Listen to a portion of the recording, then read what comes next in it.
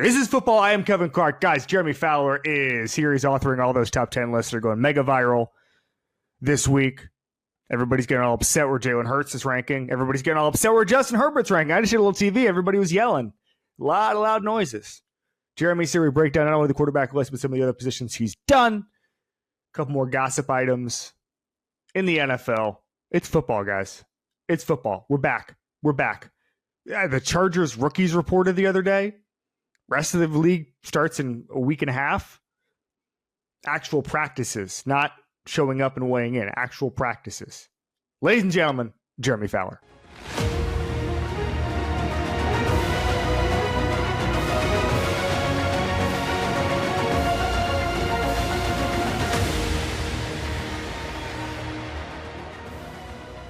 All right, Jeremy Fowler is here, insider at ESPN. He's writing all these viral top 10 lists, or generating all the content this week on every single show, ESPN or otherwise. What's going on, buddy? KC, how you doing, man? Does anybody call you that? I don't know why I haven't said that. But. Yeah, no, a lot of people call me that.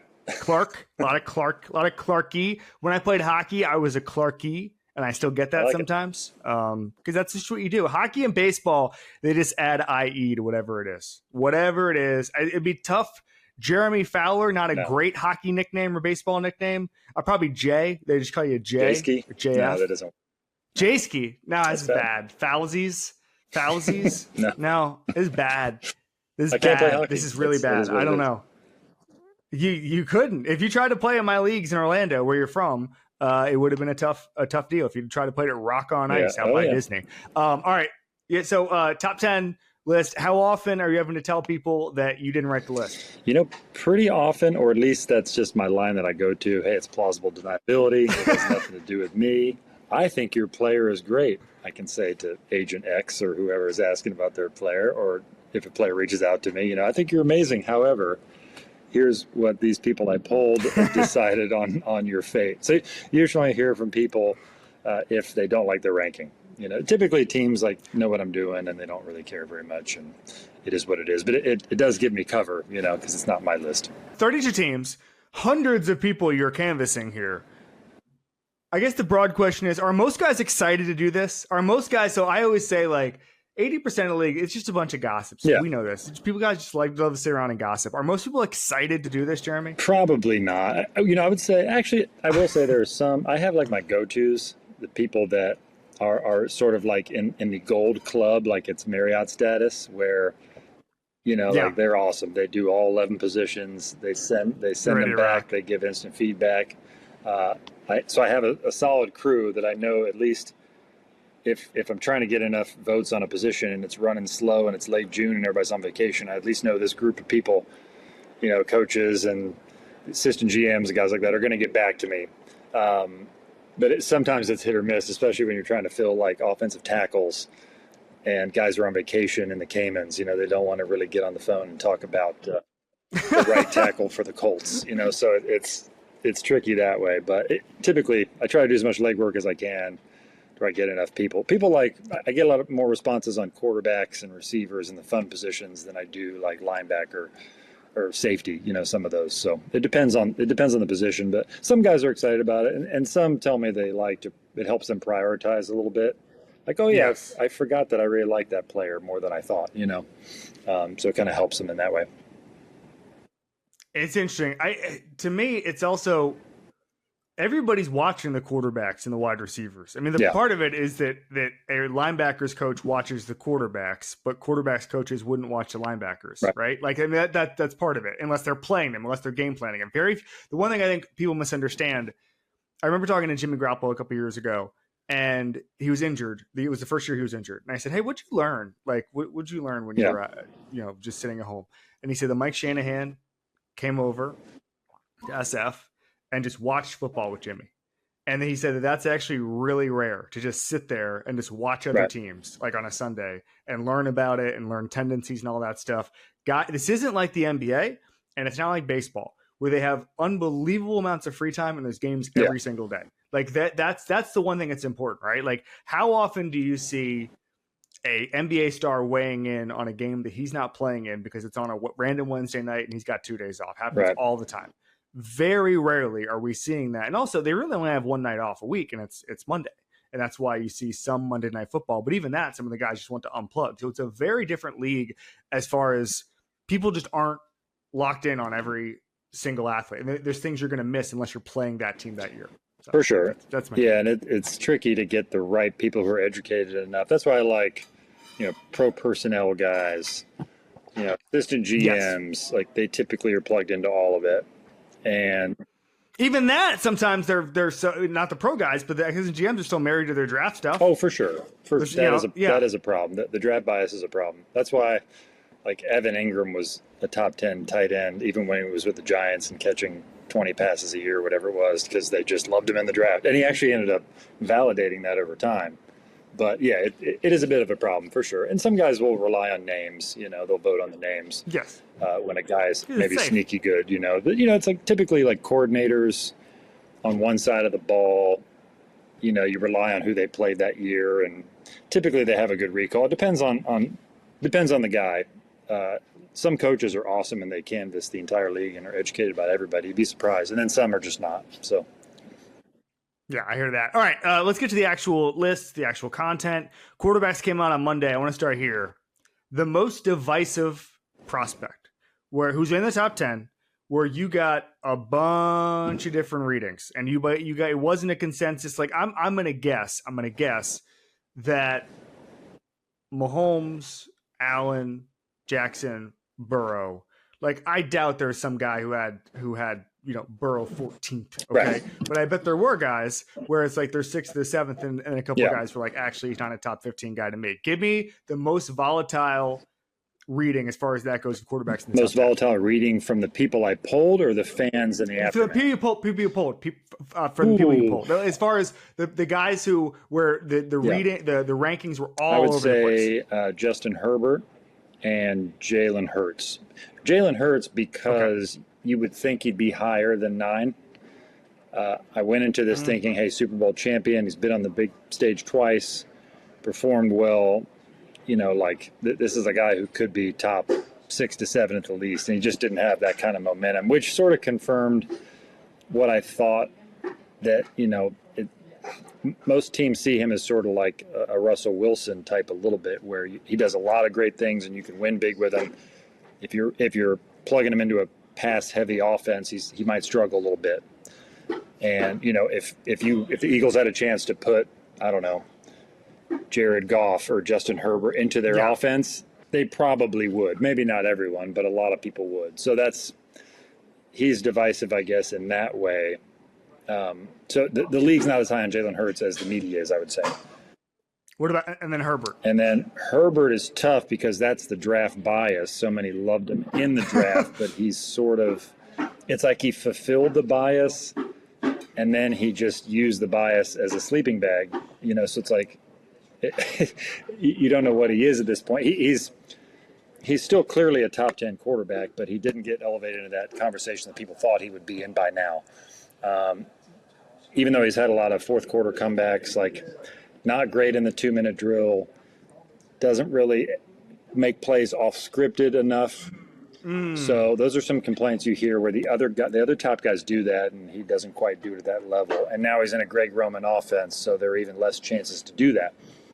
So those two guys are divisive in that way. Herbert, you feel like teams want to put him in that conversation and can't. They just were never able to do it because the production's not there. Hurts is like he probably deserves to be higher based on pedigree, but people just don't see the passer to belong in the top 5. All right, so a couple of things on Hurts in particular. Number one, there's so many things he's benefited from that it's unfair that we have to hold it against him, but lowest drop rate in the league.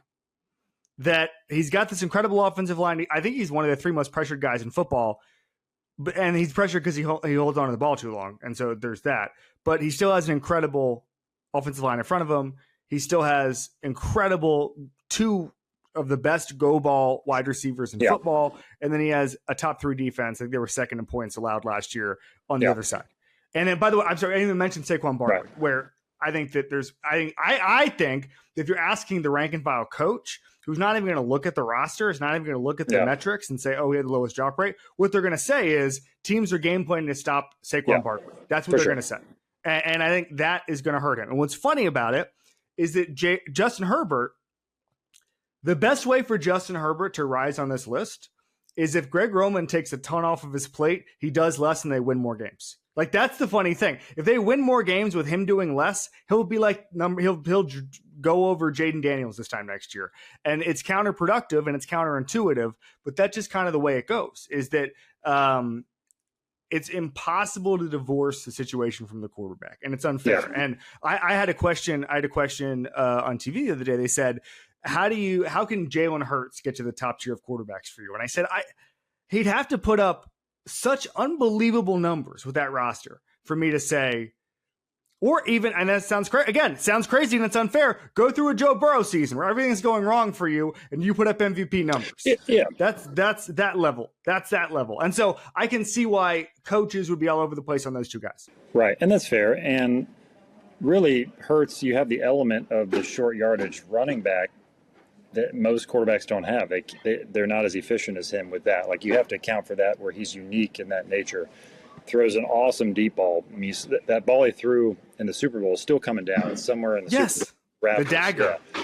So he has that element. And, yeah, I'd be fascinated to see what he would do in another offense. I think part of the problem for him is 2023. There's still some scar tissue from that. Yes. Because he was asked to throw more. And he threw 15 interceptions, and he and his head coach had very clear tension throughout the year. So it didn't work. Now, can they retool it where maybe he's throwing 450 times, a little bit more than last year, and they elevate the passing attack a little bit more? Will that give him some more street cred and they win? I could see that, but I don't know if he has the top 5 ceiling. He's getting a little bit of the fallback in my voting that Lamar Jackson got a few years ago, when he was sort of like 9th or even fell out of the top 10 at one point. And now granted, the performance was... Which no one remembers. Right. But the performance was uneven then, too. And he's gotten so much better when he's had Todd Monken and more of a steady passing attack. So it's on the coaches as well to get that out of him. I don't know that Hurts has that same gear that Lamar has, though. I agree with that. All right, Baker Mayfield. You want to talk about... First of all, he led the league in interceptions last year with 16. So that's a ready-made argument against him. I think the world of his story. I think the world of his quarterback rehabilitation, when that doesn't happen a lot in this league, frankly. You can count on one hand the amount of guys what the league has written them off and they've been able to reach the heights that Baker Mayfield is currently reaching. Geno Smith is one, Sam Darnold is one, and Baker. I also think that the ceiling on him on these kind of lists is really low because, again, you mentioned what happened with what happened with Jalen Hurts in 2023 that hurts him. Baker Mayfield was on waivers a couple of years ago. Like that's very real in people's minds. And I think that people like the linear kind of, okay, he's a superstar, he remains a superstar. And even I think people retcon that Lamar never had a year like you're describing where he was out of the top 10 on this list. Like, yes, he did, but nobody remembers that because he's now on the MVP track and he's got the roster and all that stuff. But let's put that aside here for a second. What was the league's feeling on Baker? I got into it with Orlovsky pretty bad this week because I said rather have Justin Herbert on Tampa Bay. And I also said that if Justin Herbert were on the Bucs, I'd pick the Bucs to win the Super Bowl, which he found incredibly offensive. But just take me through the Baker Mayfield reading around the league. So Baker Mayfield was really in the same weight class as C.J. Stroud and Jordan Love and Jalen Hurts. They were all very similarly ranked. It was close in the voting. Baker just got a few more top 5 votes than Stroud did, which is crazy because you look at C.J. Stroud coming up that rookie year is definitely a top 10 quarterback, and I think he'll get back to that. With the firing of Bobby Slowick and moving on from Laramie Tunsil, it was clear Houston thought they had a lot of problems on offense. I mean, Baker I think he's reshaped how we look at quarterbacks. I don't think that's an overstatement.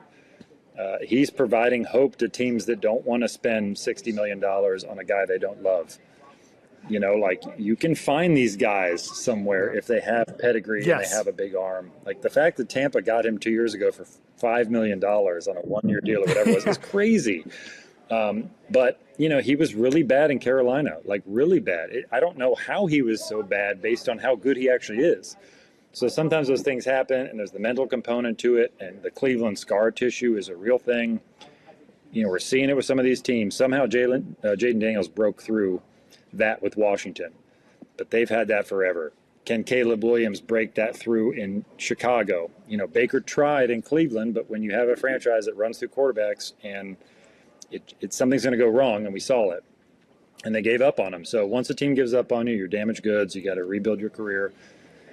Somehow he did it in Tampa. I mean, he's got, I think 73 touchdowns the last 2 years. The only guys who have more are Lamar Jackson and Josh Allen. So he's proof of concept at this point. And it's wild. And he's going to make a lot of money next year. They're going to put up another big season. They're loaded. Assuming they get Tristan Wirfs back, everything's going to be merry in Tampa. That division's very winnable again. Defense will be better, so they should be a better overall team. And I think the way he's got it going now with the confidence he has, and he can run the ball a little bit, and if he's well protected, he can deliver the ball better than anybody. So he's going to make a lot of money in 2026 on an extension. All right, so you canvass everybody on every position. I'm curious if you think, based on that, if you think there's a consensus or a group of players you would consider the absolute best in the league. I mean, is it Myles Garrett? Is it Kyle Hamilton? Is it one of the linemen? Yep. One of the offensive linemen? Like, is there a guy where it was like everybody in the league was like, oh, no, number one with a bullet. Do not pass go. Like, absolute. Oh, it's almost like a boogeyman. So there are three guys that come to mind. Still Patrick Mahomes. He got 60% of the first place votes, which isn't great because the year before he was almost 100%. But still pretty convincing. Myles Garrett is in that conversation. He got over 70% of the first place votes in a loaded position, right?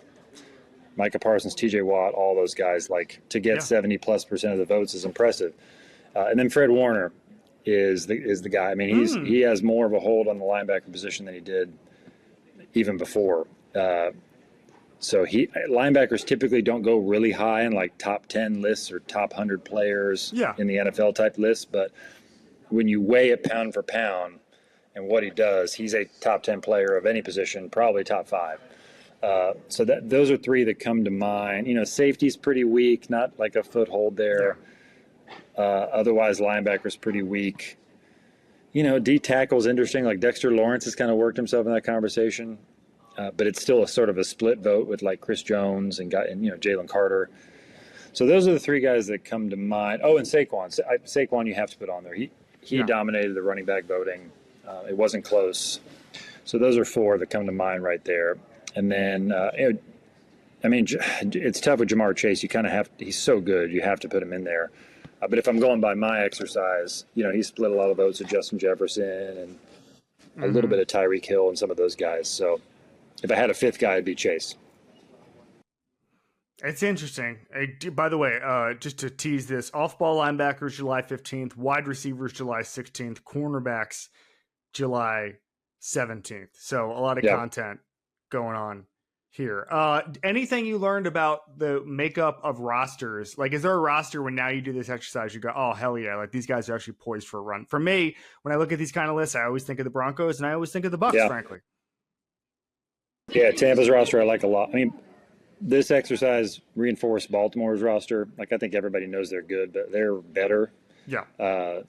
There's really no excuse for Lamar Jackson. Like, I think the Ravens felt like if they just didn't turn the ball over in Buffalo, they were going to win the Super Bowl. Yes. That was tangible. Like, they felt that. And they weren't turning the ball over in the 2 months leading up to that game. So they feel like they blew it. So can they use that edge with a really, really good roster? I would say they're probably the second best roster right now to Philadelphia. And okay, so it's the Ravens. The Ravens, yeah.